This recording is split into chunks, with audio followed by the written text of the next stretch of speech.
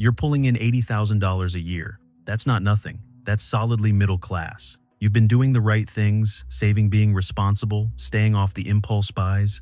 So you open a real estate app one night and every house that isn't actively crumbling costs at least $400,000. The kitchen looks like it hasn't been touched since the early 2000s. The carpet is that beige color that says, "We gave up." The listing calls it a cozy starter home. And your bank, they already pre-approved you. Your agent's smiling. Your parents are asking why you haven't bought yet. So, what's the problem? Here's the problem. You can't actually afford any of those houses. Not in a way that doesn't hollow out your finances for the next 10 years. And here's the part that should make you furious. Not one person in that process has any reason to tell you the truth. Let's start with the math nobody wants to do out loud. The median household income in America right now sits around $83,000. Sounds okay, right?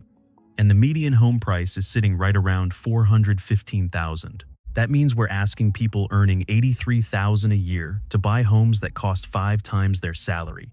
5 times. There's a guideline in personal finance called the 30% rule. It says your total housing costs, mortgage, taxes, insurance, everything shouldn't exceed 30% of your gross monthly income. Banks use a looser threshold. They'll approve you as long as your total debt load stays under 43% of gross income. And here's what nobody explains clearly enough. Those are two completely different things. The bank's job isn't to make sure you're comfortable. Their job is to make sure the loan doesn't blow up immediately. That 43% cap, that's not a healthy lifestyle target. That's the maximum financial pressure they believe you can handle before you stop paying entirely. Let's make this real. Say you want to buy a $400,000 home that's below the national median, by the way. You've saved up 10% for a down payment. That's $40,000. Probably took you 5 or 6 years. Now you've got a $360,000 loan at around 6% interest. Principal and interest alone, roughly $2,150 a month. But that's just the beginning. Add property taxes, about $450 a month, depending on your state. Homeowners insurance call it $300, and that number is climbing fast. Because you put less than 20% down, you're also paying PMI, private mortgage insurance, another $275 a month. That's the fee you pay for not being wealthy enough to avoid it. Then maintenance. Budget 1% of the home's value per year, which is around $330 a month. And that assumes nothing major breaks, which is not how houses work. Total monthly housing cost about $3,500, not $2,150, $3,500. To keep that under 30% of gross income, you'd need to be earning around $140,000 a year. The bank, using their 43% threshold, would approve you at $95,000. That's a $45,000 gap between the bank said yes and you're actually okay. Want to know how many American households make $140,000 or more? About 20%, which means 80% of American households cannot comfortably afford a home that costs less than the national median. Read that again. This isn't opinion. This is arithmetic being brutal. Here's the emotional gut punch right in the middle of this thing. Picture a couple, let's call them Marcus and Jen. Combined income $80,000. They save up 5%, get approved, sign the papers. They're thrilled. They feel like they made it. Month 1 total housing costs are $3,100. That's 47% of their gross income. After taxes, $80,000 becomes roughly $5,600 a month take home. Housing eats $3,100 of that. They have $2,500 left. Now, subtract utilities, groceries, car insurance, gas, student loans, health insurance premiums. That's another $2,200 to $2,400 a month. They're left with almost nothing. Maybe $100, maybe negative. The car needs brakes. $800 on a credit card. The HVAC dies in August. $5,000 financed at 18%. This is house poor. You technically own a home. You just can't afford to live in it. Now let me show you what comfortable actually looks like, because this is instructive. A household earning $200,000 buys a $500,000 home with 20% down, no PMI.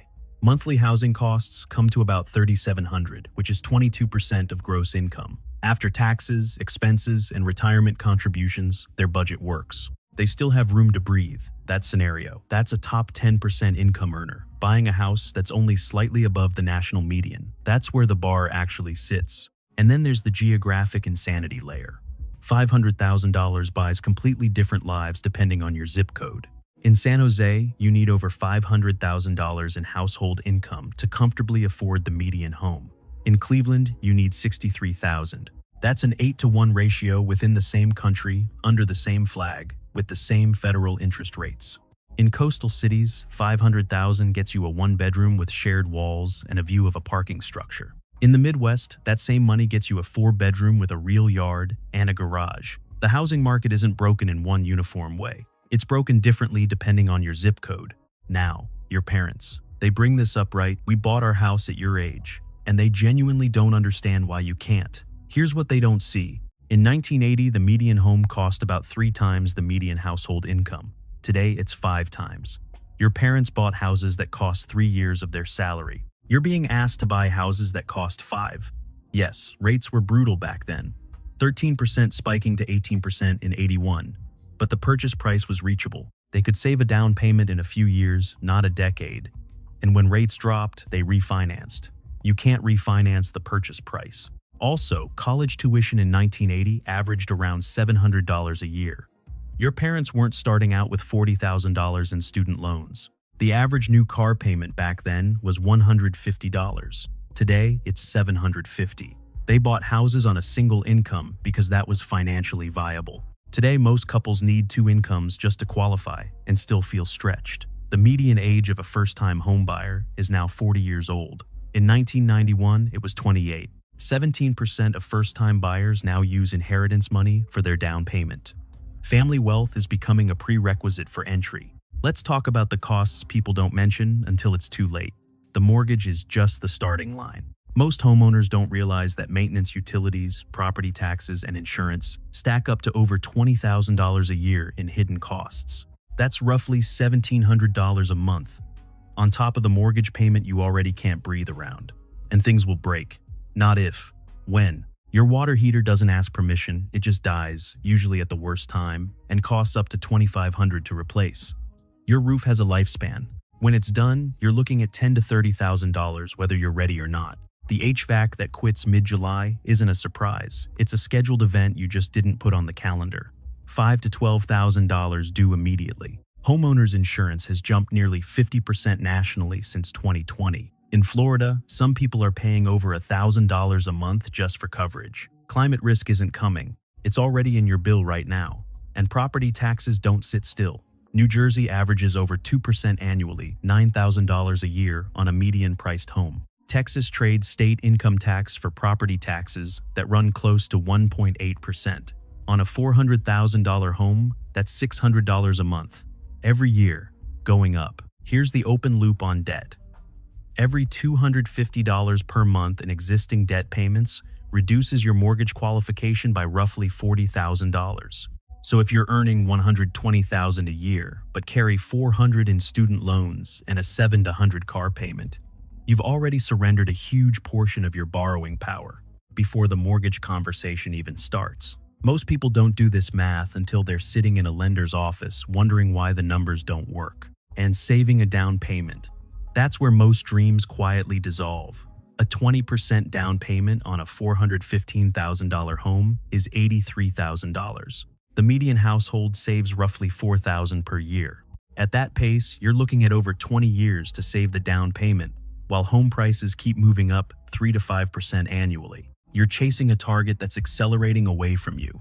Is a crash coming? Something that resets all of this? Probably not. Most forecasts for 2026 project flat to modest price growth, 0 to 4%. Rates expected to hover around 6%. Not great, not catastrophic. Here's the structural reason prices don't fall. Over 80% of existing mortgage holders locked in rates below 6%, some at 3% or under. If they sell, they have to buy again at current prices and current rates. So they don't sell. Inventory stays low.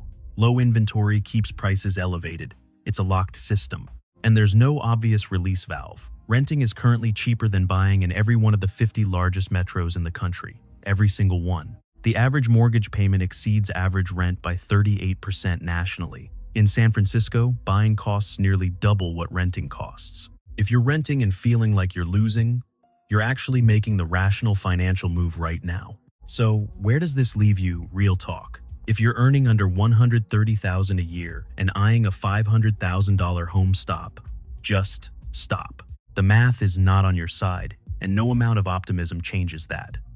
You have real options. just not the ones everyone else is pushing.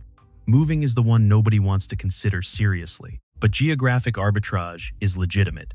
100,000 a year in Pittsburgh or Columbus or Birmingham buys a completely different life than the same income in LA. About 20% of remote workers relocated in 2025 specifically because of housing costs. That's not giving up. That's playing smart. Buying less house is the other move. Smaller footprint, longer commute, less desirable neighborhood, but financial stability instead of financial anxiety.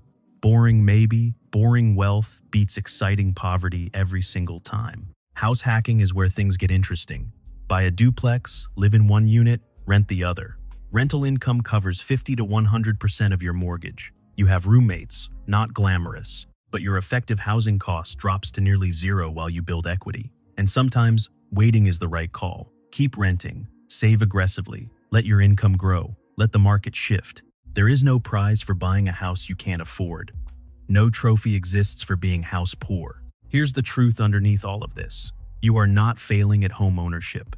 The system was not built for your income level at these prices. What was achievable for your parents' generation has been priced into a luxury tier for most people today. A $500,000 house is not a starter home. It's not affordable on median income. It's not something to stretch for. That phrase is how people end up financially destroyed. The real question isn't whether you technically qualify. The real question is whether owning that house will actually improve your life or just transfer your money to a bank while you pray nothing breaks. The math is telling you something. The bank is whispering that you're approved. Your agent is smiling. Your parents are asking. But you can look at the numbers, run the real calculation, and decide it doesn't make sense right now. Not at these prices, not with your current income. That's not failure, that's clarity. If this video made you see something you didn't see before, that's worth something. Hit like, it helps more people find this before they make a decision they can't undo. And if you want to go deeper, the next video breaks down exactly how to calculate your real number, not the bank's number, yours.